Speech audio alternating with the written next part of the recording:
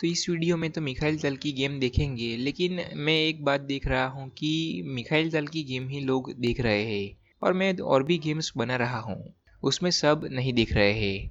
अभी मैंने पिछले वीडियो में एलेक्जेंडर आलेखाइन की ब्लाइंड फोल्ड गेम बनाई हुई थी, वो अगर आपकी देखनी बाकी है तो आप देख सकते हैं जाकर। तो ये गेम 1966 में स्पेन में खेली गई थी। तो मिखाइल tal व्हाइट के साथ है और ब्लैक के साथ रॉबर्ट। तो ताल ने शुरुआत की थी E4 से।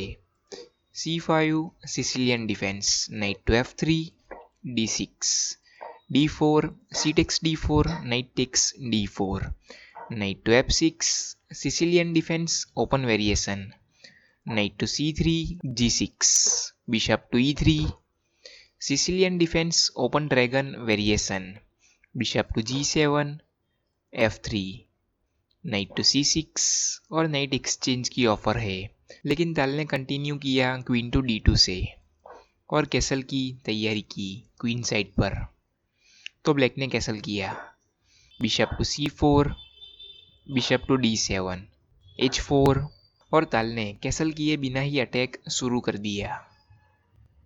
रुक to C8, bishop to B3, queen to A5, H5 और ताल अभी भी कैसल नहीं कर रहे हैं और अपने रुक की फाइल को ओपन करना चाहते हैं। तो ब्लैक ने इस पॉन को अपने नाइट से लिया, G4 और अभी नाइट को हटना ही पड़ेगा, तो नाइट को वापस लिया ब्लैक ने और ये फाइल खुल चुकी है। तो आखिर में ताल ने कैसल किया queenside, knight to E5, bishop to H6 और ताल इस बिशप को लेकर अपनी क्वीन को लाना चाहते हैं। तो ब्लैक ने अपने बिशप को एक्सचेंज करवा लिया, तो ताल ने अपनी क्वीन से ना लेकर रुक से लिया। तो अभी ताल अपने रुक की बैटरी बनाकर यहाँ पर अटैक बना सकते हैं और इस नाइट को भी डिफ्लेक्ट करवा सकते हैं पॉन को आगे बढ़ाकर। तो ब्लैक ने यहाँ पर एक्सचेंज सेक्रीफाइस दिया तो और अपने रुक को दे दिया नाइट के बदले में। बी टेक्स रुक, रुक टू C8 और ब्लैक इस पॉन को लेना चाहेगा। तो ताल ने किंग टू B2 करके पॉन पर सपोर्ट बनाया। तो ब्लैक ने कंटिन्यू किया B5 से। तो ब्लैक अपने पॉन को आगे पुश करके प्रेशर बनाना चाहेगा और साथ में नाइट भी आ सकता है यहाँ पर। तो ताल ने रुक D2 H1 करके रुक की बैटरी बना ही दी। तो ब्लैक ने नाइट टू C4 चेक दिया और क्वीन पर फॉर्क है, तो नाइट को लेना ही पड़ेगा। Bishop takes knight, B takes bishop और ब्लैक ने भी ये फाइल ओपन कर दी है। तो अभी ताल ने क्या मूव किया होगा, वीडियो पॉज करके सोचिए। तो ताल ने अपने रुक को दे दिया और इस पॉन को ले लिया। तो ब्लैक ने इस रुक सेक्रीफाइस को एक्सेप्ट किया अपने नाइट से। क्वीन टू H6 और थ्रेट साफ है नाइट को लेकर डायरेक्ट चेकमेट करने की। तो ब्लैक ने E6 किया और अपने किंग के लिए जगह बनाई। तो ताल अगर इस नाइट को लेते हैं तो फिर यहाँ किंग भाग पाएगा। तो ताल ने पहले इस नाइट को ना लेकर पहले यहाँ पर F4 किया और यहाँ पर क्वीन को आने से प्रिवेंट किया। तो आप देख सकते हैं कि क्वीन अगर आती है तो यहाँ पर सपोर्ट बन सकता है।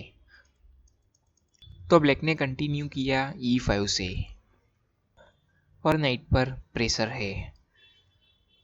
तो वापस एक बार सोचिए कि ताल ने क्या मूव किया होगा। ये मूव यहाँ पर बहुत इम्पोर्टेंट है। तो ताल ने अपने नाइट को ना बचाकर पहले G5 किया। तो ये G5 का क्या मतलब बनता है, आओ देखते हैं। तो ब्लैक अगर इस नाइट को लेने जाता है तो क्वीन टेक्स नाइट चेक और किंग के पास सिर्फ एक ही मूव है और फिर किंग टू E7 के बाद यहाँ पर G5 पॉन इस F6 स्क्वायर पर सपोर्ट बनाएगा। तो क्वीन टू F6 चेक और किंग मूव होने के बाद डायरेक्ट चेकमेट। तो ये G5 बहुत इम्पोर्टेंट मूव था। तो ब्लैक ने इस नाइट को पहले नहीं लिया और पहले अपने बिशप को E8 पर मूव किया ताकि किंग यहाँ से भाग पाए।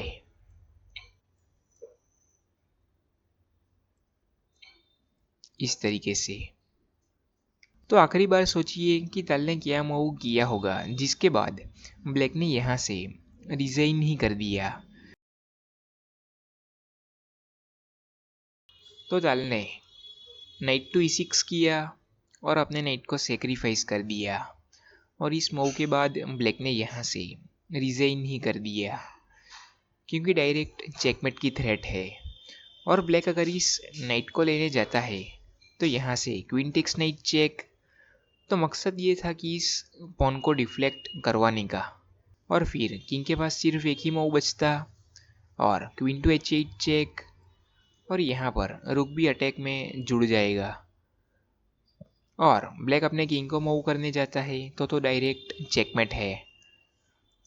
और ब्लैक अपने बिशप को लाता है बीच में तो भी यहाँ से क्वीन टू F6 चेक और किंग पीछे तो इस तरीके से नहीं जा पाएगा क्योंकि चेकमेट आ रहा है।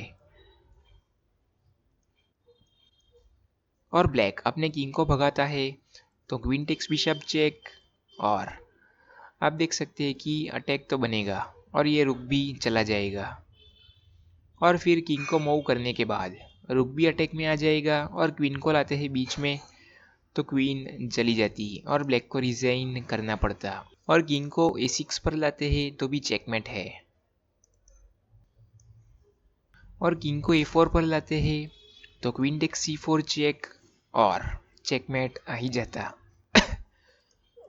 और ब्लैक यहाँ पर पहले अटैक बनाने की कोशिश करता है अपने रुक को लाकर तो ताल को यहाँ पर संभल कर खेलना पड़ेगा क्योंकि H1 पर लाते हैं तो डायरेक्ट चेकमेट आ रहा है। लेकिन ताल यहाँ से अपने किंग को बचा सकते हैं और फिर सेफ जगह पर ला सकते हैं इस तरीके से और फिर वापस चेकमेट की थ्रेट होगी और ब्लैक इस नाइट को लेता है तो अभी रुक हिल गया है तो यहाँ पर क्वीन को C7 पर ला सकते हैं और डायरेक्ट चेकमेट की थ्रेट है और ब्लैक यहाँ पर अपने बिशप को लाता है तो भी यहाँ पर रुक टू H7 और इस बिशप को हिलाने के बाद चेकमेट तो आ ही जाएगा और ब्लैक यहाँ पर मूव करता है बिशप को तो भी चेकमेट है और ब्लैक बिशप को ना मूव करे तो भी चेकमेट आ ही रहा है। तो नाइट टू E6 ये बहुत इम्पोर्टेंट मूव था और इस मूव के बाद ब्लैक ने यहाँ से रिजाइन ही कर दिया और भी गेम्स है जाकर देखिए बहुत अच्छी है। अलेक्जेंडर आलेखाइन भी बहुत खतरनाक खेलते थे और सब्सक्राइब करना बाकी हो तो कर दीजिए और बस आज के लिए इतना ही।